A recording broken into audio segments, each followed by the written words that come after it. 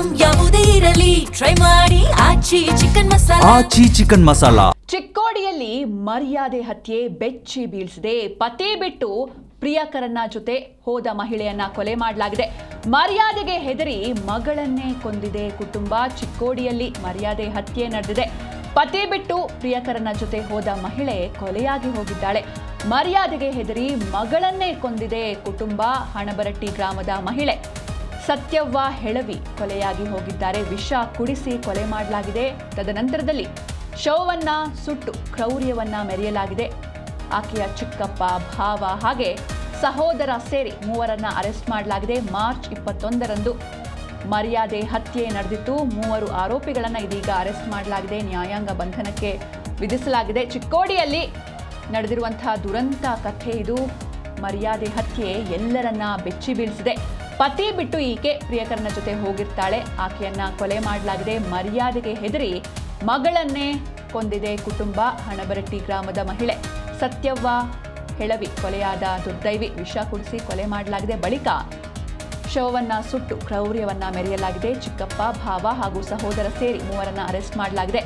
March 21ರಂದು ಮರ್ಯಾದೆ ಹತ್ಯೆ ನಡೆದಿದೆ. 3 ಆರೋಪಿಗಳನ್ನ ನ್ಯಾಯಾಂಗ ಬಂಧನಕ್ಕೆ ವಿಧಿಸಲಾಗಿದೆ. ಪತಿ ಬಿಟ್ಟು ಪ್ರಿಯಕರನ ಜೊತೆ ಈಕೆ ಓಡಿ ಹೋಗಿರ್ತಾಳೆ. ಮರ್ಯಾದೆಗೆ ಹೆದರಿ ಮಗಳನ್ನೇ ಕೊಂದಿದ್ದಾರೆ ಕುಟುಂಬಸ್ಥರು. ಯಮಕನ ಮರಡಿ ಪೊಲೀಸ್ ಠಾಣೆಯಲ್ಲಿ ಮರ್ಯಾದೆ ಹತ್ಯೆ ಪ್ರಕರಣ ದಾಖಲಾಗಿದೆ. ವಿಷ ಕೊಡಿಸಿ ಕೊಲೆ ಮಾಡಿ ಶವ ಸುಟ್ಟು ಹಾಕಿರುವಂತಹ 3 ಸಂಬಂಧಿಕರನ್ನು ಅರೆಸ್ಟ್ ಮಾಡಲಾಗಿದೆ. ರಾಯಬಾಗ ತಾಲೂಕಿನ ಹಣಬರಟ್ಟಿ ಗ್ರಾಮದ ಸತ್ಯವ್ವ ಹೆಳವಿ ಕೊಲೆಯಾದ ಮಹಿಳೆ. ಇನ್ನು ಮೃತಳ ಚಿಕ್ಕಪ್ಪ ಪ್ರಕಾಶ್ ಹಳವರ, ಭಾವ ಕಲ್ಲಪ್ಪ, ಸಹೋದರ ಶಾನೂರನ್ನ ಬಂಧಿಸಿ ಜೈಲಿಗೆ ಕಳಿಸಿದ್ದಾರೆ ಯಮಕನ ಮರಡಿ ಪೊಲೀಸರು. ಮೃತ ಸತ್ಯವ್ವ ಕೃಷ್ಣ ಪಾಟೀಲ ಎಂಬಾತನನ್ನ ಮದುವೆಗೆ ಮುಂಚೆಯಿಂದಲೂ ಆಕೆ ಪ್ರೀತಿಸ್ತಾ ಇದ್ಲು. ಸತ್ಯವ್ವ ಮತ್ತು ಕೃಷ್ಣ ಪಾಟೀಲ ಹುಕ್ಕೇರಿ ತಾಲೂಕಿನ ನದಿಗುಡಿ ಕ್ಷೇತ್ರದ ನಿವಾಸಿಗಳು. ಕಳೆದ 4 ವರ್ಷಗಳ ಹಿಂದೆ ಸತ್ಯವಳನ್ನ ರಾಯಬಾಗ ತಾಲೂಕಿನ ಹಣಬರಟ್ಟಿ ಗ್ರಾಮದ ಸಂತೋಷ್ ಹೆಳವಿ ಜೊತೆ ಮದುವೆ ಮಾಡಿ ಕೊಟ್ಟಿರ್ತಾರೆ. ಆದರೆ ಆಕೆ ಬೇರೆಯವ್ರನ್ನ ಪ್ರೀತಿಸ್ತಾ ಇರ್ತಾಳೆ. ನೀವು ಆಕೆಯ ಫೋಟೋವನ್ನ ನೋಡ್ತಾ ಇದ್ದೀರಾ. ಫೆಬ್ರವರಿ 17ರಂದು ಮೃತ ಸತ್ಯವ್ವ ಕೃಷ್ಣನ ಜೊತೆ ಮನೆ ಬಿಟ್ಟು ಓಡಿ ಬಂದಿದ್ಲು. ಮನೆ ಬಿಟ್ಟು ಬಂದಿದ್ದ ಸತ್ಯವ್ವ ಮತ್ತು ಕೃಷ್ಣ ಪಾಟೀಲ ಬೆಳವಡಿ ಗ್ರಾಮದಲ್ಲಿ ಬಾಡಿಗೆ ಮನೆಯಲ್ಲಿ ವಾಸ ಮಾಡ್ತಾ ಇದ್ರು. ಏನೋ ನೀವು ಒಂದ್ ಕಡೆ ನೋಡ್ತಾ ಇದ್ದೀರಾ ಆಕೆಯ ಫೋಟೋ, ಮತ್ತೊಂದು ಕಡೆ ಆರೋಪಿಗಳ ಫೋಟೋ. ಅದು 3 ಸಂಬಂಧಿಕರು ಸೇರ್ಕೊಂಡು ಆಕೆಯನ್ನ ಮರ್ಯಾದೆಗೆ ಅಂಜಿ ಆಕೆಯನ್ನ ಕೊಲೆ ಮಾಡಿದ್ದಾರೆ. ಇನ್ನು ಮದುವೆ ಆಗಿರುತ್ತೆ. ಫೆಬ್ರವರಿ 17ರಂದು ಮೃತ ಸತ್ಯವ್ವ ಕೃಷ್ಣನ ಜೊತೆ ಅಂದ್ರೆ ಹಳೆ ಲವ್ವರ್ ಜೊತೆ ಓಡ್ ಹೋಗಿರ್ತಾಳೆ. ಮನೆ ಬಿಟ್ಟು ಬಂದಿದ್ದ ಸತ್ಯವ್ವ ಹಾಗೂ ಕೃಷ್ಣ ಪಾಟೀಲ ಬೆಳವಡಿ ಗ್ರಾಮದಲ್ಲಿ ಬಾಡಿಗೆ ಮನೆಯಲ್ಲಿ ವಾಸ ಮಾಡ್ತಾ ಇದ್ರು. ಈ ಬಗ್ಗೆ ಹೆಚ್ಚಿನ ಮಾಹಿತಿಯನ್ನ ನೀಡ್ತಾರೆ ನಮ್ಮ ಪ್ರತಿನಿಧಿ ಶಹಬಾಜ್. ಇನ್ನು ಆಕೆಗೆ ಮದುವೆ ಆಗಿ ಎಷ್ಟು ವರ್ಷ ಆಗಿತ್ತು, ಜೊತೆಗೆ ಮಕ್ಕಳೇನಾದ್ರೂ ಇದ್ರ, ಈ ಘಟನೆಯ ಹಿನ್ನೆಲೆ ಏನು ಅಂತ? ಹೌದು ಸಿಂಚನ, ಏನಂತಂದ್ರೆ ಈ ಒಂದು ಮರ್ಯಾದೆ ಹತ್ಯೆ ನಡೆದಿರುವಂತದ್ದು ಬೆಳಗಾವಿ ಜಿಲ್ಲೆಯ ರಾಯಬಾಗ್ ತಾಲೂಕಿನಲ್ಲಿ ನಡೆದಿರುವಂತ.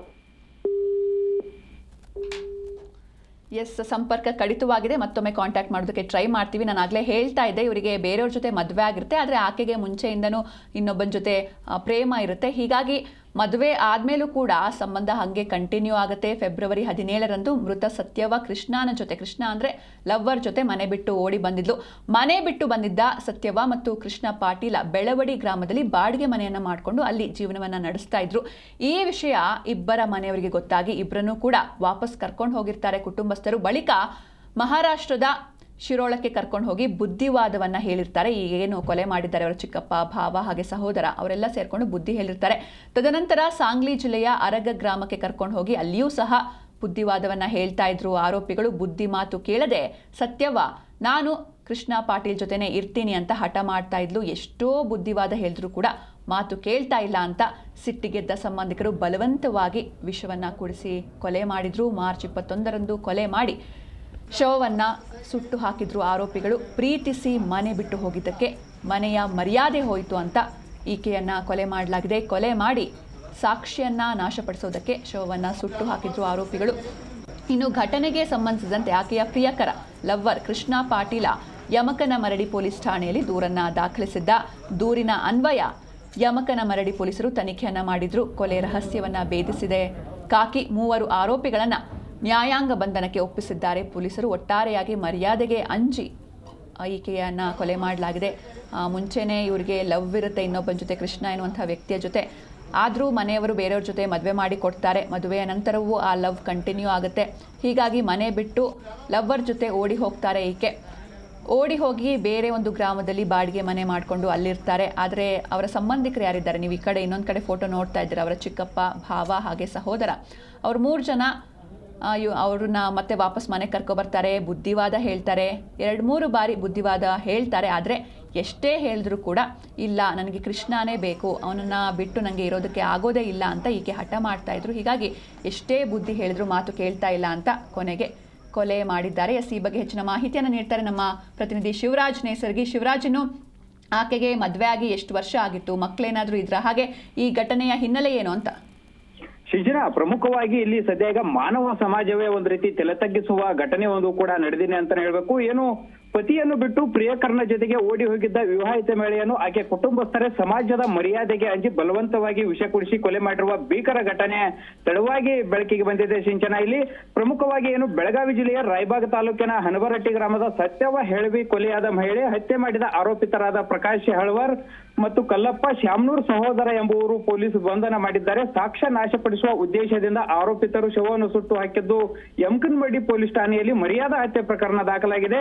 ಈ ಸಂಬಂಧ ಪೊಲೀಸರು ಮೃತರ 3 ಸಂಬಂಧಿಕರನ್ನು ಸಿಂಚನ ಇಲ್ಲಿ ಬಂಧನಗೊಳಿಸಿದ್ದಾರೆ. ಏನು ಹುಕ್ಕೇರಿ ತಾಲೂಕಿನ ನಂದಿಕೂ ಕ್ಷೇತ್ರದ ನಿವಾಸಿಯಾಗಿರುವ ಸತ್ಯವ ಅದೇ ಗ್ರಾಮದ ಕೃಷ್ಣ ಪಾಟೀಲ್ ಎಂಬಾತರನ್ನು ಮದುವೆಗೆ ಮುನ್ನ ಪ್ರೀತಿಸಿದರು. ಆದ್ರೆ ಕುಟುಂಬಸ್ಥರು ಆಕೆ ಇಷ್ಟಕ್ಕೆ ವಿರುದ್ಧವಾಗಿ ಕಳೆದ 4 ವರ್ಷದ ಹಿಂದೆ ರಾಯಬಾಗ ತಾಲೂಕಿನ ಹನಬರಟ್ಟಿ ಗ್ರಾಮದ ಸಂತೋಷ್ ಹೆಳ್ವಿ ಎಂಬುವರ ಜೊತೆಗೆ ವಿವಾಹವನ್ನು ಮಾಡಿಕೊಟ್ಟಿದ್ರು.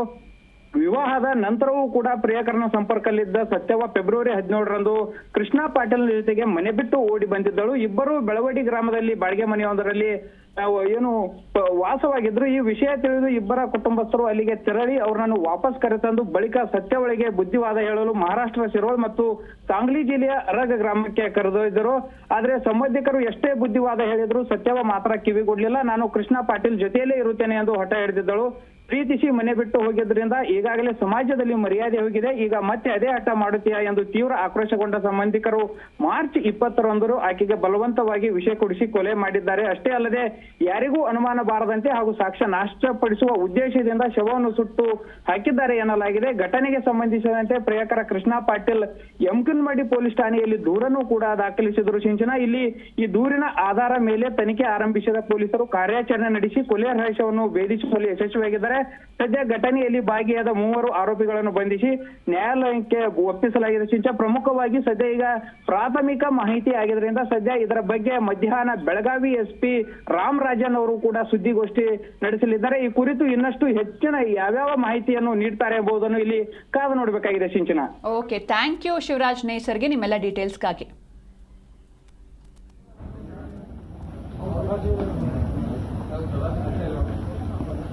ज्यादा पार्क सही